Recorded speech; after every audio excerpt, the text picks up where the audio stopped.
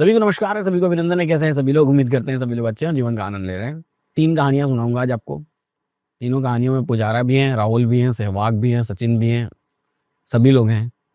क्या क्रिकेट की बात करने वाले हैं? नहीं, बात किसकी करने वाले हैं वो बताऊंगा मैं। अभी फिलहाल इस वीडियो को लाइक कर दीजिए, इन्वेस्टिंग डेली चैनल को सब्सक्राइब कर लीजिए, बेल आइकन प्रेस कर लीजिए। ये कहानी है लंबी दौड़ दौड़ने की। बात होगी यहाँ कछुए की भी, खरगोश की भी। ये कहानी है इन्वेस्टमेंट्स की और इन्वेस्टमेंट से रिटर्न जनरेट करने की। और ये सुनना आपके लिए बेहद ज़रूरी है।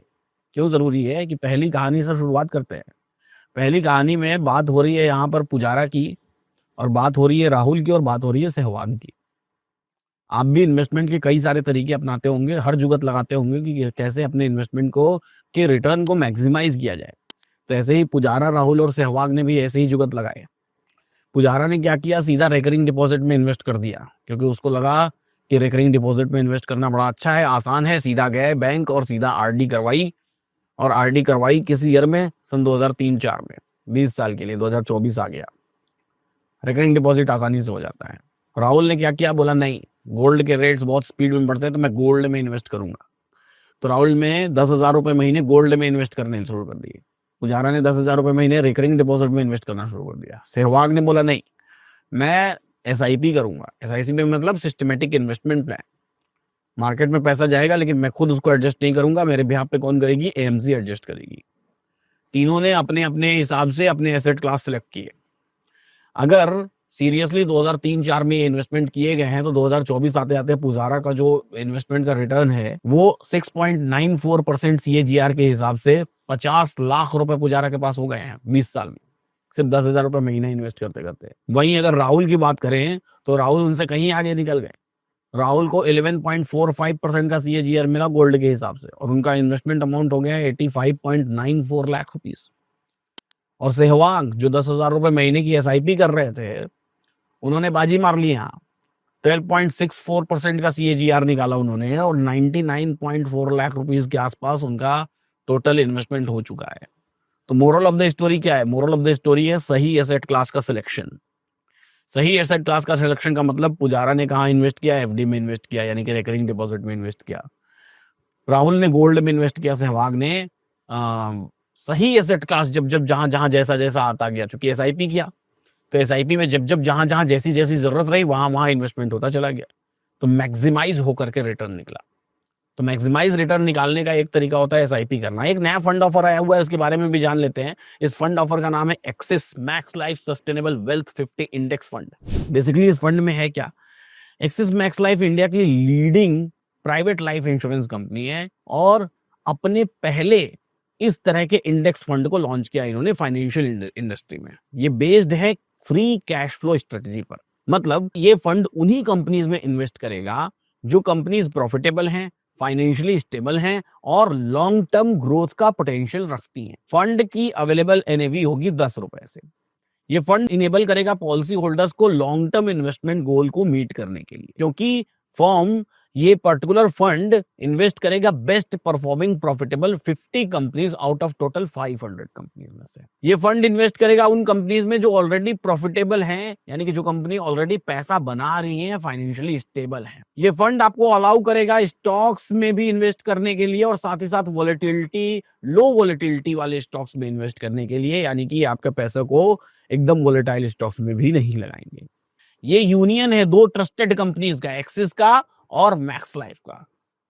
एक्सिस मैक्स लाइफ का एयूएम ऑलरेडी 1.7 लाख करोड़ के ऊपर है। 30 सितंबर 2024 तक का ये डेटा है, और ईयर ऑन ईयर 27% का ये ग्रो भी कर रहा है।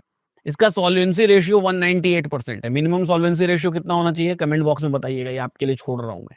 इन्होंने लॉन्च किया था Max Life Nifty small cap quality index fund अगस्त 2023 में, जिसने अभी तक अप्रोक्सीमेटली 37.6% का रिटर्न दिया हुआ है इसके इंसेप्शन से लेके अभी तक।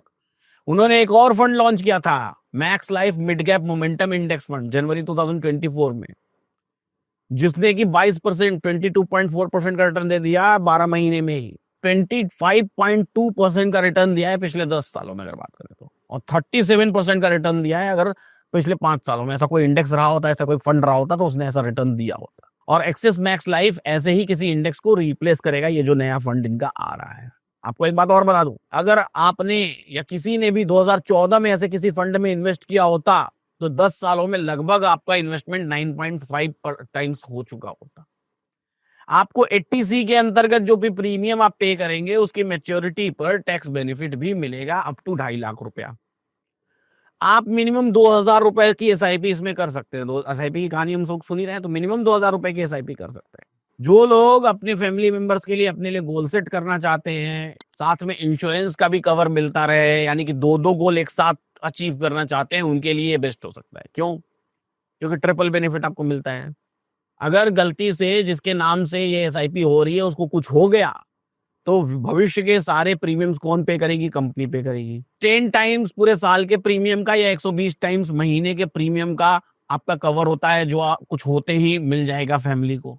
इसके अलावा मंथली इनकम बेनिफिट भी मिलेगा। 1% ऑफ लाइफ कवर पे किया जाएगा हर महीने, 36 महीने मिनिमम और अधिकतम 120 महीने तक। तो ट्रिपल बेनिफिट मिल रहा है। एनआरआई कस्टमर्स को भी इस ग्रोथ स्टोरी में जुड़ना चाहिए, क्योंकि विदेशों में तो सब सैचुरेशन आ चुका है, यहाँ ग्रोइंग स्टेज है। पॉलिसी बाजार की लिंक दी हुई है, जहां से जाकर के इस पर्टिकुलर फंड को आप सब्सक्राइब कर सकते हैं। डिस्क्रिप्शन बॉक्स में लिंक दी हुई है।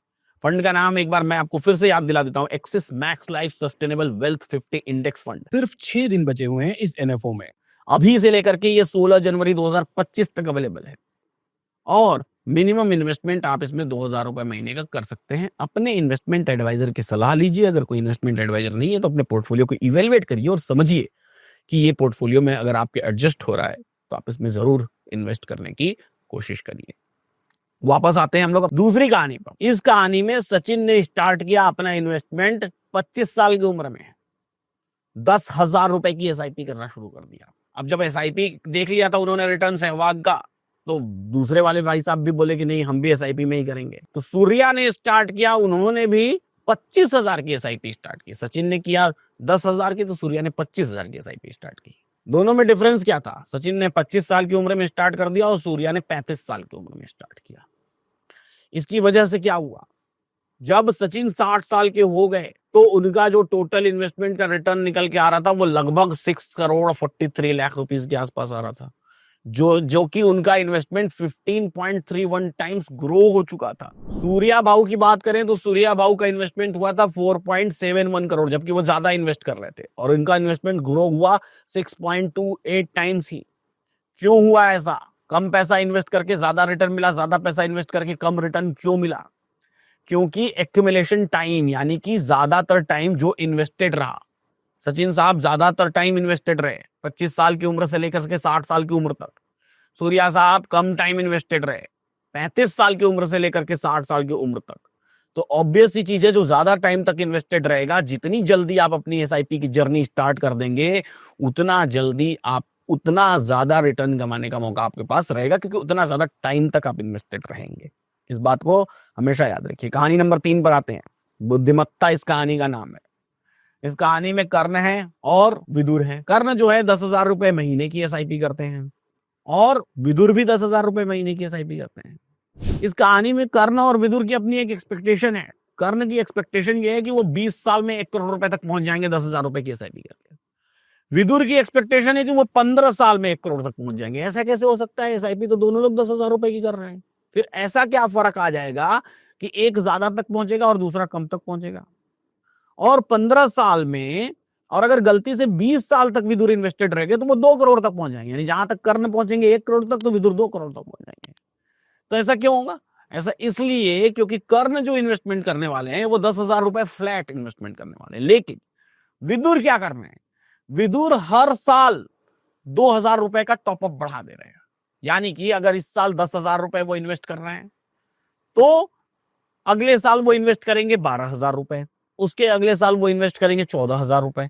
यानी कि वो 2,000 रुपए का टॉपअप क्या करते चले जा रहे हैं? इंक्रीज करते चले जा रहे हैं, इनहेंस करते चले जा रहे हैं। और अगर ये 2,000 रुपए का टॉपअप इनहेंसमेंट, अब आप यहाँ चार्ट में देखिए, ब्लू वाली जो लाइन है वो कर्ण की है, वो फ्लैट चले जा रही है। लेकिन एक टाइम आने के बाद, जहां रेड मार्क मैंने किया हुआ है, वहां से आप देखिए विदुर ऑल ऑफ सडन जंप करना शुरू कर दिए। क्यों जंप करना शुरू कर दिए? क्योंकि उनका जो टॉप अप है वो कंपाउंडिंग होना शुरू हो गया। इस स्टोरी का मोरल ऑफ द स्टोरी क्या है? मोरल ऑफ द स्टोरी ये कि जल्दी भी स्टार्ट करना है, एसआईपी भी करना है, तीनों स्टोरी मिला के एक मोरल बना। पहला मोरल ये बना कि एसआईपी करनी है, दूसरा मोरल ये बना कि जल्दी स्टार्ट करना है, और तीसरा मोरल ये बना कि टॉप अप भी करना है, जिससे कि हम अपने गोल को आसानी से अचीव करना है। तो कैसी लगी आज की 3 कहानियां? कमेंट बॉक्स में जरूर बताइएगा। और इस पर्टिकुलर फंड में max life sustainable wealth 50 index fund, इसका आखिरी डेट जो है वो अभी से अवेलेबल है सब्सक्रिप्शन के लिए। इसका आखिरी डेट है 16 जनवरी 2025 और मिनिमम इन्वेस्टमेंट है 2000 रुपए का। सिर्फ 6 दिन बचे हुए हैं इस एनएफओ में। एनएफओ का लिंक आपके डिस्क्रिप्शन बॉक्स में दिया हुआ है, उस लिंक पर जाकर के आप क्लिक करके पॉलिसी बाजार पर जाकर क्लिक करके आप वहां से उसको एक्सेस कर सकते हैं, उसको देख सकते हैं, उसको सब्सक्राइब भी कर सकते हैं।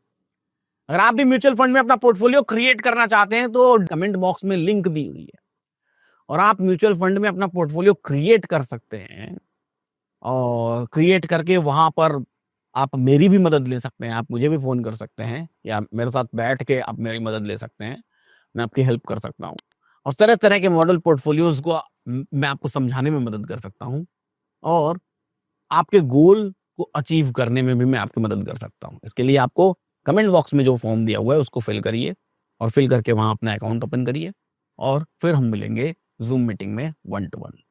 फिलहाल अभी के लिए इतना ही। ऐसे ही सीखते रहिए, मुस्कुराते रहिए और जीवन का आनंद लेते रहिए। फिर मिलेंगे हम लोग अगली वीडियो में।